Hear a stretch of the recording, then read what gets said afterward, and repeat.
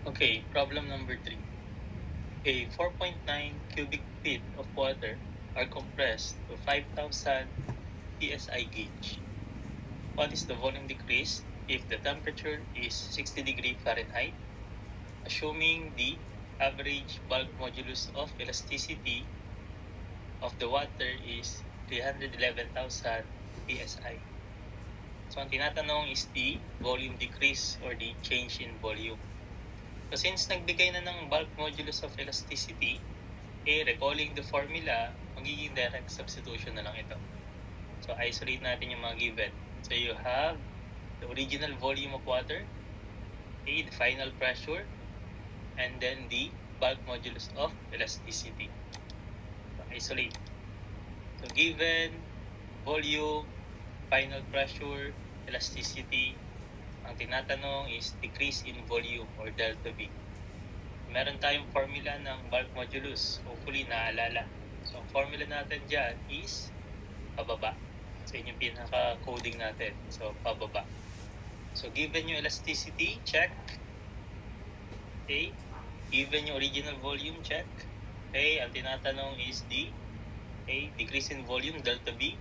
And then, yung ating delta P is the difference in pressure. Since walang binigay na initial pressure, pwede natin i-conclude na this is 0. And then, yung P2 natin, kailangan lang gawin tong absolute pressure. Okay, madali lang naman mag-convert ng gauge pressure papuntang absolute. Okay, magdagdag ka lang ng atmospheric. So, ang gagawin na lang natin is substitution. Okay, so you have the bulk modulus of elasticity, 311,000. Ang P2 natin, kailangan absolute. So, para makuha yung absolute, that should be gauge plus atmospheric. Okay, ang atmospheric pressure natin is 14.7. So, 5,000 plus 14.7 minus, ang ating P1 is 0, all over delta V, okay, over original volume. So, this is one unknown, one equation. Pwede na tayo mag-shift on. So, you have 311,000 equivalent sa 5,000 plus 14.7 minus 0 all over negative, ito yung nawawala, decrease in volume, delta V, over the original volume of 4.9. So, one unknown, one equation, shift solve, equal sign, then ito yung pinakasagot natin. So, ang decrease in volume natin is negative 0.079. Ibig sabihin ng negative dito is decrease in volume. Again, formula dependent, direct substitution. That's it. This is problem number 3.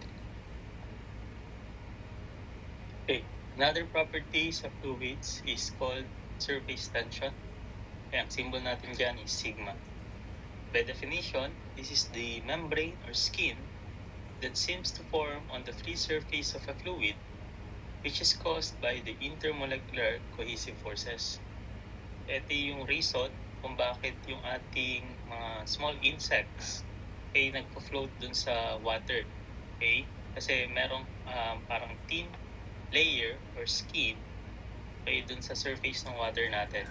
So, ang reason nun is surface tension. Okay, another observation sa surface tension, yan yung reason kung bakit if you see a droplets of water, ang makikita nating shape is spherical. Because of the intermolecular cohesive forces ng water molecule, ang pinaka-stable na shape para ma-minimize yung area is spherical. So, wala tayong makikitang droplets na conical or pyramid yung shape, kaya lagi yung sphere due to surface tension. Okay? Ang basic formula natin dyan is this. So, if you want to calculate surface tension, that is simply force over length. Pero pwedeng magbago yung formula na yan, depende sa illustration. Okay, pwede kang ma-encounter ng force over 2L pag yung ating connection is dalawang length. So, case-to-case scenario. Anyway, ang units na in-expect natin dito is Newton per meter pag SI. Pag English naman, pound per feet. Okay? So this is a formula na pwede magbago. So force over the length or the connection. Now, another formula ng surface tension is yung application ng surface tension sa droplets or kaya sa bubbles. Okay, so if you have droplets, ang formula natin dyan is radius multiplies sa delta P over a number. Pag bubbles naman, radius over delta P over a number. So yung isa dyan 2, yung isa dyan 4. So huwag natin pagbabalik na rin. Ang palatandaan ko pag droplets, letter D, kay droplets, D, dalawa. So nandito yung 2. Pag bubbles naman, nandito yung 4. Okay, so kapisaduhin lang yung formula. Ay radius delta P over 2 for droplets. So palatandaan ko, droplets, D, dalawa. Okay, so pag bubbles, over 4 yun. Now, eto yung ating constant. So pag hindi nagbigay ng surface tension sa water at 0 degrees Celsius, yung value niya. And then, surface tension ng water at 100 degrees Celsius, ito naman, 0.0059. Please memorize constant.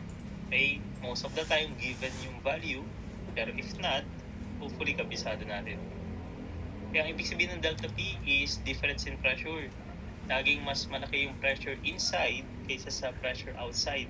So, kaya mauna yung inside dito. So, delta P is inside minus outside pressure. So, these are the formula. Okay, kabisaduhin and then gamitin natin in sample problem. Okay, let's try number 4. The surface tension force of water in air is approximately 0.00518 pound force per feet.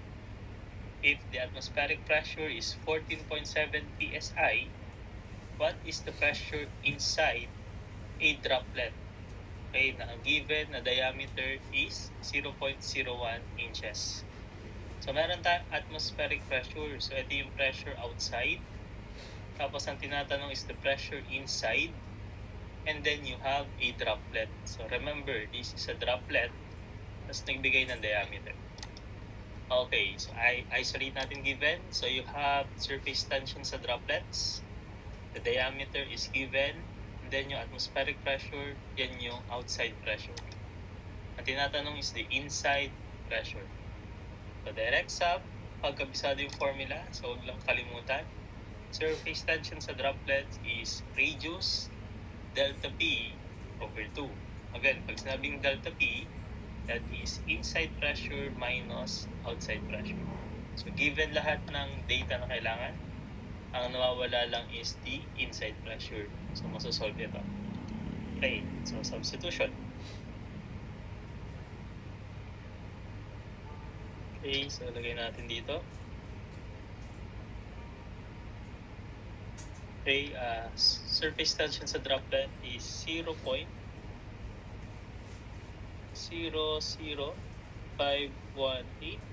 Ang unit natin is pound kada feet. Is equivalent sa,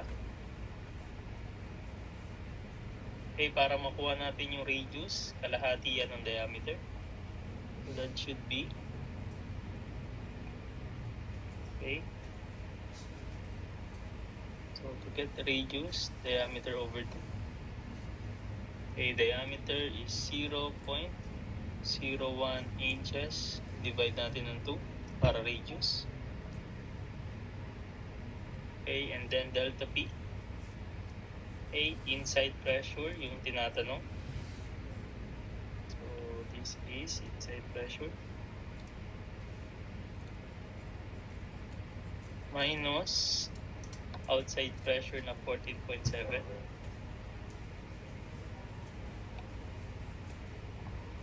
Okay, this is 14.7. Okay, ang unit niyan is PSI. So, pound kada square inch over 2. Okay. Now, analyze. Ang unit natin dito is pound per feet.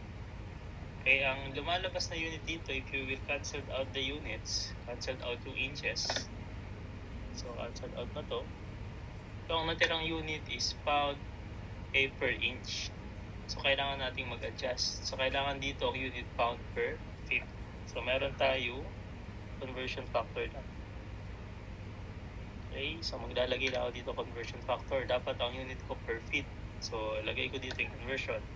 1 foot is equivalent sa 12 inches. So, in that way, magka-cancel out yung inches na to. Okay, so cancel out inches. So, ang matitirang unit na lang is pound per feet, which is consistent na tayo. So, one unknown, one equation. Shift solve na lang yan. Let us use our calculator. 0.00518 equivalent yan sa A radius, kalahati ng diameter. So, this must be A 0.01 divide ko ng 2. And then, inside pressure na mawala. Minus the outside pressure na 14.7 all over 2. Again, maglalagay lang ako converting factor para consistent sa unit. So, yung ilalagay ko dito is conversion lang. Okay, so this is conversion. So, shift solve, makuha natin yung inside pressure. So, ang inside pressure natin, mathematically speaking, should be 14.87 PSI. So, again, direct sub, formula dependent. This is problem number 4. Okay, so last property ng fluids is capillary action. So, capillary action, it is the rise and fall of liquid in a capillary tube. So, pag sinabi natin capillary tube, this is a very small tube na ang diameter should be less than 3/8 inches or 9.5 millimeter. Capillarity is caused by the surface tension between the liquid and the vertical solid. So, if you have a liquid, tapos naglagay tayo ng capillary tube, so ang possible reaction ng liquid natin dun sa tube, okay, are this. Ito yung mga possibilities. So, pwedeng mag-react yung water in the capillary tube, ma-attract yung water dun sa wall ng tube natin. So, ganito yung magiging itsura ng ating water in the capillary tube. Or kaya naman, hindi siya ma-attract dun sa wall ng ating tube, ma-attract siya sa same molecule niya. So, ito yung mga possibilities. So, we have our contact angle. Okay, yung contact angle natin, ang reference niyan is from the vertical ng ating wall. So, this is less than 90 degrees. And then, pwede rin ganito. Ito yung ating contact angle. So, ang reference is the wall. So, this is greater than 90 degrees. So, in the capillary action, okay, ang madalas itanong dito is the height na po-form ng ating fluid inside the capillary tube. So, pwede tayong magkaroon ng rise or kaya fall in the capillary tube. So, yung small height na ito yung main question. Kaya ano yung magiging capillary rise or fall ng ating fluid. Anyway, yung height naman na yan is formula dependent. Nasosolve yung height na yan using a derived formula. Kakabisaduhin lang. Okay? So, familiarity muna sa formula and sa mga terminologies. So, we will have an intermolecular attraction. Meron tayong adhesion and cohesion na tinatawag. So, kung sakaling lalabas yan sa board exam, pwede yan lumabas as terminologies or terms. So, tandaan, parehas silang attraction ng molecules to molecules. Yung isa with the same molecules, yung isa naman with the different molecules. So, para hindi tayo manghula, tandaan na lang natin yung mga ganitong technique. For example, adhesion. So, sa word na adhesion, may nakita akong letter D. So, with that, maalala ko that this is different. So, adhesion, different. Letter D. Sa cohesion naman, ang palatandaan ko, letter C. Ibig sabihin ng C, kapareha. Medyo pinilit na lang yun, pero pwede na. So, kapareha, same. Okay, adhesion, D, different. So, in that way, hindi ko siya mapagbabaliktad. Adhesion is attractive force between molecules of different substance, while cohesion is the attractive force between molecules of C, kapareha, same substance. Now, ang formula na gagamitin natin is this. Okay, ito yung capillary rise and fall. So, huwag natin kalimutan yung formula. So, 4 surface tension cosine theta over gamma d. Okay, para maalala, pwede natin tandaan yung coding. Ang coding namin dito ganito. Height, for sure, okay, for sure causing trouble over dwarfs in general. So, yun yung mahabang version ng aming coding. So, sa mga dwarf daw, ang problema height. So, height, for sure, causing trouble over dwarf in general. Kaya lang, medyo mahaba yung version na yon. So, ang ginawa ko, nung student ako, binasa ko na lang. Kasi yung version na yon natutunan ko sa review center. Height, for sure, causing trouble over dwarfs in general. Pero nung student ako, binasa ko lang siya na for a cause, good. So, H is for a cause, good, gamma D. So, H is for a cause, good. So, kanya-kanyang version ng coding. Anyway, fixed yung formula na yan. So, if less than 90 is adhesion, greater than 90 is cohesion. Now, yung curved surface dun sa liquid, makikita yung curve na na-form, ang tawag doon is meniscus. So, sakaling tanongin tayo ng terminologies, meniscus yung tawag sa curved surface of liquid. Formula for a cause, good. So, ito yung ating capillary action.